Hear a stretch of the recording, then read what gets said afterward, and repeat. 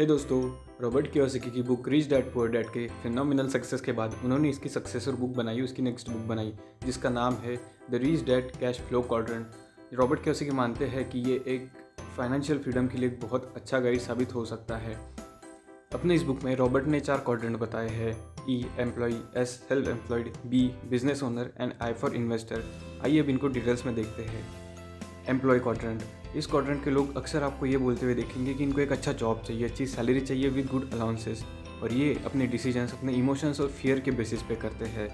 Next जो category आती है इसमें वो है सेल्फ एम्प्लॉयड लोग। ये जो है वो खुद के बॉस होते हैं, वो अपने डिसीजन खुद से लेते हैं और खुद के लिए ही काम करते हैं और जो भी सिचुएशन हो उसको अपने हिसाब से हैंडल करते हैं। सो ये थे 2 quadrant, employ and self employed. Next जो क्वाड्रेंट है वो है बी क्वाड्रेंट, जिसका मतलब है बिजनेस क्वाड्रेंट या फिर बिजनेसमैन। बी क्वाड्रेंट के लोग अपने जॉब से ज़्यादा प्रायोरिटी देते हैं अपने बिजनेस को, खुद का बिजनेस ओन करते हैं, उससे इनकम से असेट्स क्रिएट करते हैं, अच्छे एम्प्लॉयज़ हायर करते हैं। अब शायद कुछ लोगों को कन्फ्यूजन हो रहा होगा कि सेल्फ एम्प्लॉयड एंड बिजनेस में क्या फ़र्क है। सो जो सेल्फ एम्प्लॉयड लोग हैं वो अपने बिजनेस में हमेशा इंगेज रहेंगे, उनके बिना उनका बिजनेस नहीं चल पाता, उनका इनकम स्टॉप होता है। वहीं पे जो बिजनेस पर्सन या फिर बिजनेसमैन है वो अपने बिजनेस के बिना भी बहुत सारी चीज़ें कर सकते हैं जिससे वो इनकम और प्रॉफिट कमा सके, बिकॉज उनके पास एम्प्लॉय होते हैं काम करने के लिए। नेक्स्ट जो इंपॉर्टेंट क्वाड्रेंट है वो है इन्वेस्टर क्वाड्रेंट। इस क्वाड्रेंट के लोग अपने सराउंडिंग में हर टाइप के लोगों को रखते हैं, फिर चाहे एम्प्लॉय क्वाड्रेंट से हो, सेल्फ एम्प्लॉयड से हो या फिर बिजनेस क्वाड्रेंट से हो। और इस क्वाड्रेंट में थिंकिंग करना, पैसे को कमाने के बारे में सोचना, ये एक टफ वर्क होता है, सबसे ज़्यादा इंपॉर्टेंट वर्क होता है।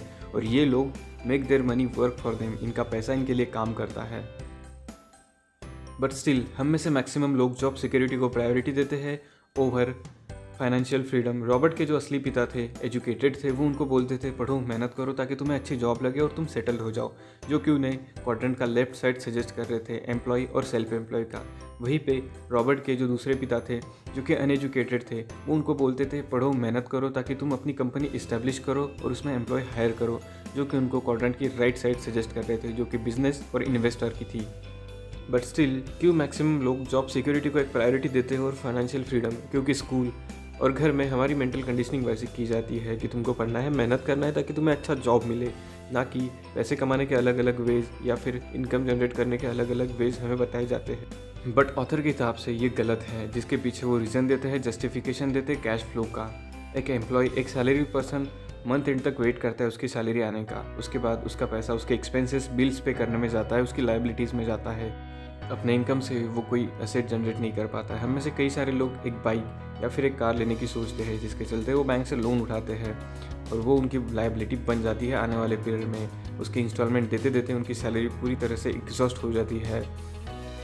इसके एग्जैक्टली अपोजिट है बी क्वाड्रेंट के पर्सन का कैश फ्लो, जो अपने बिजनेस से इनकम जनरेट करेगा, जिससे अपने एक्सपेंसेस बिल्स पे करेगा और जो बचा हुआ इनकम है उससे असेट जनरेट करेगा।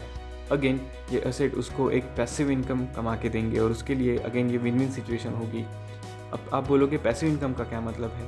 पैसिव इनकम एक ऐसा इनकम है जो आपको मिनिमम टाइम में ज़्यादा अर्निंग करके दे और उसको मेंटेन रखे। फॉर एग्जांपल, अगर आप यूट्यूब पे वीडियो बनाए हो या आपकी प्रॉपर्टी रेंट पे दिए हो तो 24 घंटे में आपका वीडियो कभी भी देखा जा सकता है, आपकी प्रॉपर्टी 24 घंटे यूज़ होगी, जिसके चलते आपको अर्निंग मिलती रहेगी। नेक्स्ट है एक्टिव इनकम। आप जितने टाइम तक काम करोगे उसका आपका इनकम मिलेगा, for example in the form of salary, commission and services. Author बताते थे जो बिज़नेस उन्होंने स्टार्ट किया था अपनी वाइफ के साथ, उसके चलते वो 1989 में मिलियनियर बन चुके थे, बट फाइनेंशियली फ्री नहीं हुए थे। बाय 1994 उनकी एसेट से जो पैसिव इनकम होता था वो बहुत ज़्यादा हो गया, जो कि उनके एक्सपेंसेस को भी कवर कर लिया और उसके चलते वो फाइनेंशियल फ्री हो गए। सो आपके पास पैसिव इनकम जनरेट करने के क्या तरीके हैं, कमेंट में ज़रूर बताइएगा। सो दोस्तों, आज हम बात करेंगे स्विंग ट्रेडिंग के बारे में।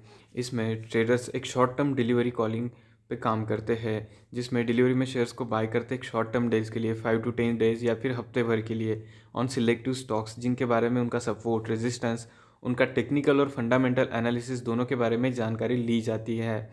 टेक्निकल्स में उसका RSI, MACD, साथ ही साथ मूविंग एवरेज एक अच्छा रोल, इंपॉर्टेंट रोल प्ले करते हैं। इन स्टॉक्स का सपोर्ट और रेजिस्टेंस पता होना बहुत ज़रूरी होता है और ये स्टॉक फंडामेंटली स्ट्रॉन्ग भी होने चाहिए। अब काफ़ी लोगों को कन्फ्यूजन रहता है कि ये कहीं इंट्राडे तो नहीं है, तो नहीं, ये इंट्राडे ट्रेडिंग नहीं है।